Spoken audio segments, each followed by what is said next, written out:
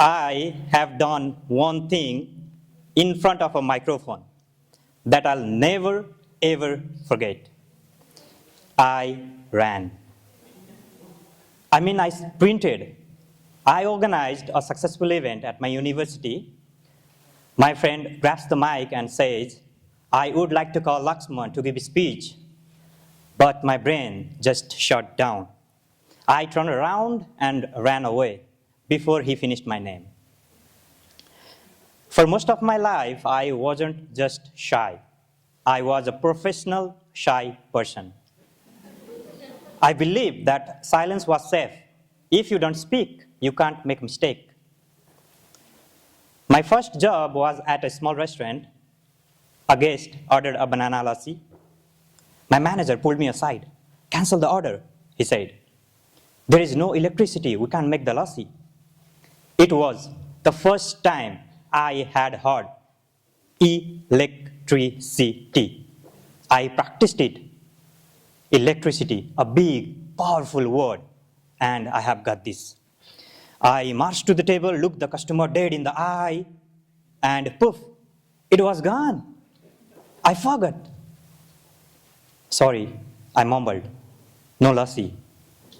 The guest very reasonably asked, why no? And my brain just froze.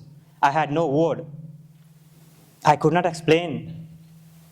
I just stood there, frozen in a cold sweat, wanting to run away and live in a cave.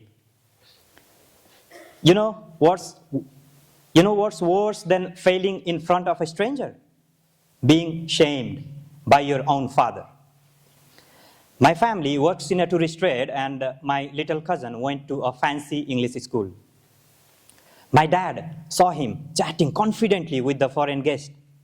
That night he looked at me. Laxman, even your little cousin can speak English. You need to have courage and use English to the guest. Unless you try, you will never grow. Ouch. That was it. That was the moment I declared war on the English language. I started reading dictionaries, I read newspapers.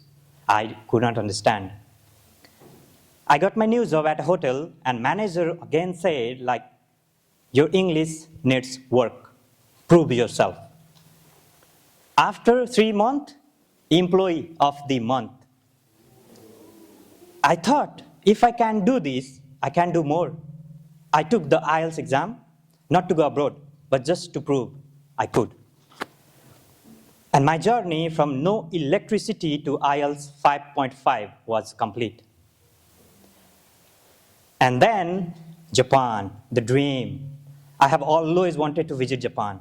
And my wife's strong encouragement, I started to study Japanese in Nepal. After months of studying, my Japanese teacher encouraged me to enter in a Japanese speech contest. When they called my name, my legs were shaking so hard. I thought they might fall off. But my heart was strong. I walked up, I spoke, and I became the first runner-up among 21 participants. It wasn't about prize. It was about killing the fear, and I thought I had conquered the ghost. And then my dream came true. I got my student visa to Japan. I was living my dream, living and studying in Japan, but my money was running out. I finally got an interview at a family mart, and the manager told me flat out, your Japanese is not good. I don't think you can work here. But I begged, please give me this chance. I'll prove myself. I'll work harder than anyone.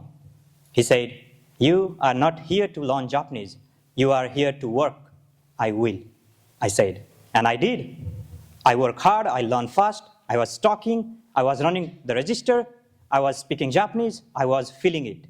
I was confident. And that is when I met my greatest challenge, the Japanese high-tech toilet. I walk in. I finish my business. I look for the flush. I see a control panel. It looks like a cockpit of a spaceship. buttons everywhere. But I am a confident man now. I'm employee of the month, I'm an ALS 5.5, I'm a speech contest runner-up, and I can now handle a toilet. I see a big obvious button on the wall. This is the one. I press it firmly, confidently, and I walk out. Seconds later, 2 security guards come running down to the hallway, looking frantic. It turns out I had pressed the emergency button. That day, I learned the most important lesson of my life. Confidence is what gets you to stand on a stage.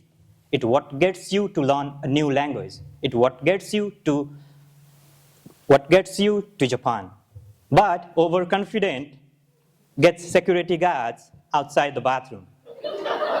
And here I am on a stage, and I didn't run.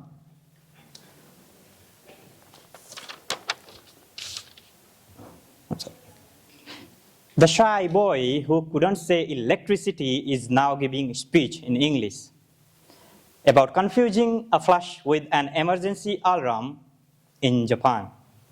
My journey wasn't about talent. It was about having the courage to grow. And the courage to grow, I have learned, is really just a courage to be embarrassed.